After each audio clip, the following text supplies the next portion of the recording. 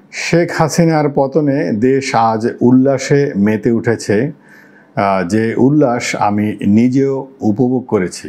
তবে এত উল্লাসের পরেও সন্ধ্যার পরে আমার একটু মন খারাপ এই কারণে যে এই শেখ হাসিনা পদত্যাগের পর আগামী নির্বাচন পর্যন্ত যে অন্তর্বর্তীকালীন সরকার গঠন করা হবে, সেই আলোচনায় রাষ্ট্রপতির সাথে বসেছিলেন সমাজের কিছু শ্রেণী পেশা এবং সেনাবাহিনীর প্রধান সহ বঙ্গভবনে।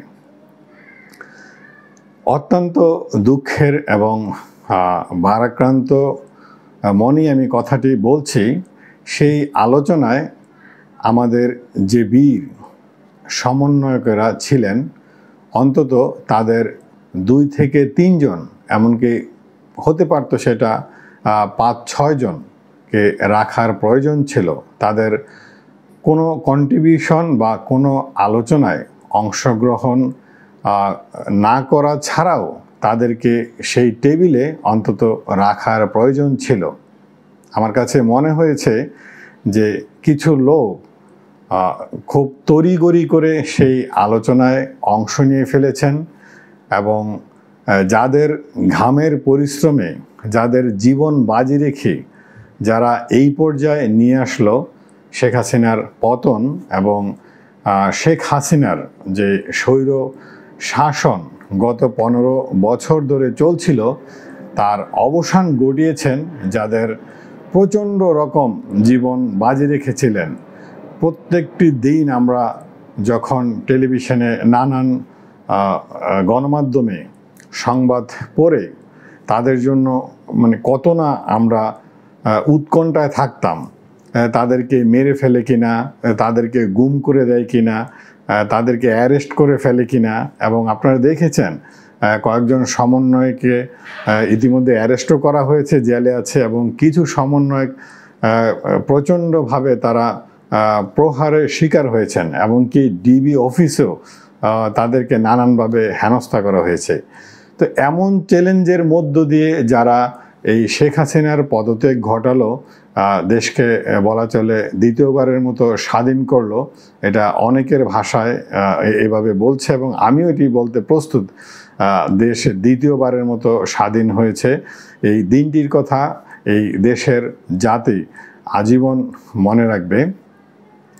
তো এত ত্যাগ তিতিক্ষার বিনিময়ে এই অর্জন যারা নিয়ে আসলো, তাদেরকে সেই আলোচনায় না রেখে অন্তর্বর্তীকালীন একটি সরকারের জন্য আপনারা আলোচনায় বসে গেলেন, এটা আসলে আমার কাছে কোনোভাবেই বোধগম্য অথবা কোনোভাবেই বিষয়টি ভালো লাগেনি। আমি যখন বেলা 2টার দিকে যখন খবর চলে এলো, যে 2টার পরে খবর চলে এলো যে শেখ হাসিনা পদত্যাগ করে দেশ ছেড়েছেন, এমন সংবাদ যখন আইএসপিআরের কাছ থেকে চলে এলো, তখনই আমি কিছু পরে আমি সেই 6 জন ডিবি কার্যালয়ে যে 6 জন সমন্বয়ক আটক ছিল, তাদের একটি ছবি আমার ফেসবুক পেজে দিয়ে আমি বলেছিলাম যে পুরো জাতি তাদেরকে সম্মানের সহিত সম্মান দিয়ে এই দেশের বীর 6 জন বীর এবং 6 জনকে রিয়েল হিরো হিসেবে আখ্যায়িত করা হোক এবং তাদেরকে এই রিয়েল হিরো হিসেবে ভূষিত করা হোক। কারণ যে কাজটি করার জন্য বাংলাদেশের আমরা যাদেরকে প্রধান বিরোধী দল বলে থাকি, তারা কতবার ট্রাই করেছে এই সরকারের পতন ঘটানোর জন্য, কত পুলিশের সাথে মারামারি করেছে, কত আইনশৃঙ্খলা বাহিনীর সাথে মারামারি করেছে, কত লোকের জান গেছে, কত লোকে প্রাণ দিয়েছে এবং কত লোক জেলে আছে, অগণিত সংখ্যক মামলা, অগণিত যে হ্যারাসমেন্ট। সেই এত কিছুর পরও কিন্তু প্রধান বিরোধী দল যে বিএনপি, তারা এই সরকারের পতন ঘটাতে পারেনি।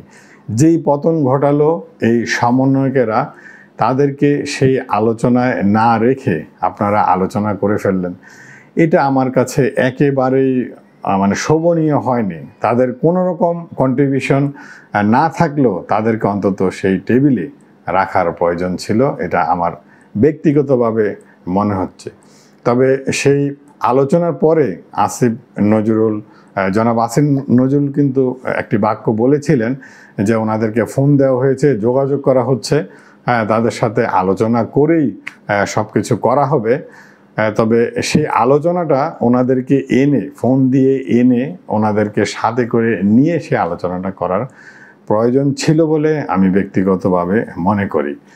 তাদের এই অর্জনকে যাতে কোনোভাবে অস্বীকার করা না হয়, তাদের এই অর্জনকে কোনোভাবেই যাতে ম্লান করে দেওয়া না হয় এবং এই অর্জন যাতে কোনোভাবেই ভুলুণ্ঠিত না হয়, সেই প্রত্যাশা করব।